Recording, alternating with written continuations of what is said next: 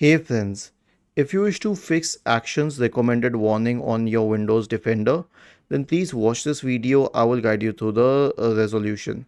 So here's the thing, if it was a virus or malware, it would have been removed anyway because that is what Windows Defender does. But let us say that that wasn't the case. So in this situation, you can search for the malware removal tool. Press the Windows key and the R key together to open the run window. Type the command MRT and hit enter.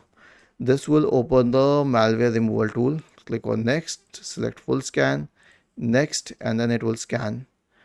The next one is to run an SFC scan on your system. Search for command prompt in the Windows search bar and click on run as administrator. Type the command sfc /scan now and hit enter to invoke the SFC scan. The next solution is to install security updates. Why? Because if security updates are not installed on your system, then it will give the action needed prompt, because security updates are very crucial for the smooth functioning of Windows Defender. So right click on the start button and select settings from the menu. Go to the Windows Update tab on the list on the left hand side and select check for updates in the right pane. The last solution is to make sure that Windows Defender Firewall is on. And how would you do that unless you're getting a specific prompt?